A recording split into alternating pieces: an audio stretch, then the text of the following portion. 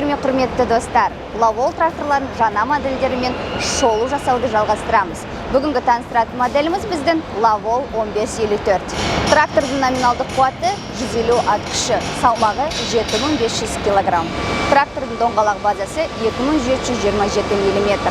Алдыңғы доңғалақ жолағы 1700 мм-ден 2080 мм-ге дейін реттеледі. Ал артқы доңғалақ жолағы 2030 мм-ге дейін реттеледі. Салқындату жүйесі сұйық салқындату. Жоғары берістегі максималды есептік жылдамдығы сағатына 35 км. Жанармай багының сыйымдылығы 350 литр. Трактордың кабинасында жылытқыш, кондиционер және реттелетін руль орналасқан. Беріліс қорабы 16 алдыға, 16 артқа. Трактор кабинасының негізгі айырмашылықтары теңдесі жоқ көру бұрыштары, басқару элементтерінің эргономикалық орналасуы, жүргізушіге ыңғайлы функциялармен қамтамасыз етілген. Қарапайым сөзбен айтқанда, достар, сіз кабинаның ішінде отырып, сыртқы көріністі нақты көре аласыздар.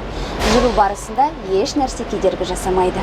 Қуатты таңдау бөлігі 6 ойма кілтекті. Айналу жылдамдығы минутына 540 мың айналым жасайды. Гидравликалық аспа 3 нүктелі болып келеді. Топса үстіндегі жүк көтергіштігі 3800 кг-ға дейін жетеді. Лавол тракторлары Қазақстан кәсіпорындарының арасынан кеңінен танымал. Ол өзін жақсы жағынан көрсетіп, оң пікірлерге ие болып жатыр.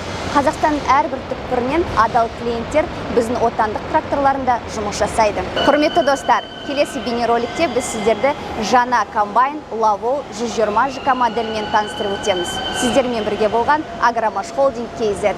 Назарларыңызға рахмет.